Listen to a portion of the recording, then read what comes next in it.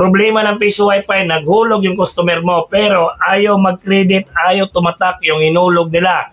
Sira yung piso wifi mo, ayusin natin yan, napakadali lang. Hello mga sir, piso wifi problem, no? Pag naghulog yung customer, ayaw mag-credit, hindi pumapatak sa cellphone nila kung magkano yung hinulog, no? So yung iba naman, pag binunot yung kuryente, sinalpak ulit, is bumabasa na. At minsan, mga ilang minutes, oras, iyon bumabalik yung problema. Alam niyo ba yung mga rason kung bakit yan nangyayari? Pinakauna po is yung memory card natin, no? Usually, pagka nagka-problema yung memory card, pag yung kuryente sa lugar hindi stable, tinatamaan yung memory card natin, no? So yung naka-flash din na firmware, nagluloko, kaya minsan miscredit, walang credit, kailangan restart para bumalik, no? So ginagawa ng iba, reflash, tapos saksak ulit, at yun, okay. Then pag ganun yung ginawa mo, no? Pero pag ganun yung ginawa mo, nag-reflash ka, tapos hindi pa rin nawawala yung problema, ayaw pa rin bumasa, ang sunod na gagawin nyo is yung queen slot, di ba? Papalitan ng queen slot. Yung iba, pagpalit, okay, gumana na kasi queen slot yung problema. At yung iba naman, pag pinalitan ng queen slot, is wala pa rin, ayaw pa rin bumasa. Alam niyo ba anong gagawin natin dyan? Napakadali lang po. Ang pinaka-main source talaga kung bakit nagkaganyan is yung ating kuryente papunta sa power supply. Yung power supply natin, pag nasira yan, tinatamaan yung CB natin, yung power supply natin. Pag hindi stable na 12 volts, minsan bumababa 8 volts, 9 volts, or tumataas, tinatamaan yung CB natin. At yung CB natin, nakakonekta po yan sa board natin. So nangyayari, yung pin na board natin is busted po. Katulad ng pin tray. Yung board natin, yung standard setup niyan, yung pin tray natin, yan po yung queen pin, yan po yung bumabasa sa barya. For example, naghulog ka na 5 piso, si pin tray yung gumagalaw. At yun na nga, pagka nagka-problema, yung power supply, tinatamaan si CB, nadadamay si board, nasisira yung pin tray natin. Ito po yung standard pin ng mga piso wifi natin. Pin 3, sa relay naman, pin 5. Yung sa relay naman, yung function po niyan, pag naghulog yung client na hindi na-click yung insert coin, is hindi kakainin yung barya, no? Magti-trigger lamang po yan yung relay. Pag na-click yung insert coin, saka na po tatanggapin ng coin slot yung barya po natin. Kaya importante po itong dalawa, coin pin at saka relay pin. At alam niyo ba, pag nasira itong standard pin natin, meron pong solution dyan. Pwede po natin ilipat ng ibang pin. Ang problema lang, yung mga manual setup, bibilangin nyo, di ba? Bibilangin nyo ilang pin. For example, pin 3, ililipat nyo ng pin 22. Bibilangin nyo bawat isa yung pin, napakaliit para malipat nyo yung pin, di ba? Pero sa gamit ko na CB, ito, yung na-CB at ito, itong na-CB na to, meron po siyang switch. Ito, meron po siyang switch, hindi nyo na kailangan bilangin pa yung pin.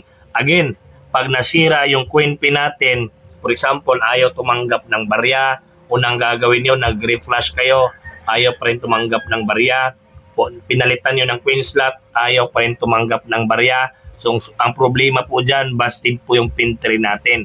So, kailangan po natin ilipat yung pin 3 at pin 5, yung coin at saka relay po yan. At sa CB na gamit po natin is napakaganda po. Meron po yung switch. Ayan.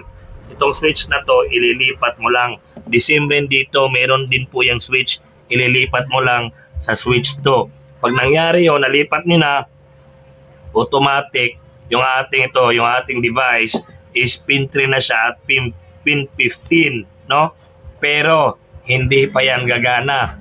Kailangan pa natin i-log-in yung admin ng piso wifi natin kasi bawat pin po meron po yung katumbas sa settings ng piso wifi natin. For example, LPB at saka PISO-FI, so meron po yan katumbas na GPU pin, no? For example, si pin 3, pag nilagin nyo po sa admin ng piso wifi nyo, si LPB or PISO-FI, ang nakalagay po doon GPU 2, no? Yan po yung katumbas niya sa admin. Si pin 5 naman is GPU 3. Pag pinalitan po natin switch to, yung pin 11 na, yung gagamitin natin as pin, automatic na yan dito, hindi na kayo magbibilang ng pin. Pero, meron siya katumbas sa admin, GPU 17. Ang mangyayari, kailangan nyo mag-login sa piso wifi nyo. Yung GPU 2 nyo, papalitan nyo ng GPU 17. At 15 naman, yung pin 15, papalitan nyo, for example, GPU 3 sa pin 5, papalitan nyo ng GPU 22 para po gumana, mag-bind po yung dalawa or mag-match. So yung itong piso, ipapakita ko sa inyo yung pagpalit ko sa admin. So ngayon, actual muna tayo. Ito yung dashboard ng aking piso wifi, no? Mag-login lang kayo. So pinakaunang gagawin natin para malipat natin yung mga pin, i-switch natin yung CB. Yung pin ito, ayan no, switch nyo, ganito. Kung ito yung gamit nyo, ayan, na-switch ko na. Then, ito naman, kung ito yung gamit nyo na CB, mayroon din switch dito. Dito banda yan. Medyo mahirap lang, switch ko muna. Ayun, yun, na-switch ko po. Yun, nag-trigger po yung kanyang relay. Yan. So, ang gagawin natin, ililipat na natin yung mga pin. So, ang gagawin nyo, punta kayo sa pinouts. Sa Pisofy, andito lang siya, settings, tapos pin configuration. So yun na nga, yung sabi ko kanina, bawat pin, merong katumbas dito sa admin na GPU pin, no? So ang gagawin nyo, si GPU 2, di ba? Kung si pin 3, papalitan natin ng pin 11, na-switch na natin, di ba? Automatic na yan, pin 11. GPU 17, yung ipapalit natin kay GPU 2. So hanapin natin si GPU 2 dito. Ayan. GPU 2. Ayan. Ayun po. GPU 2. Queen signal yung nakalagay. At hanapin natin si GPU 17.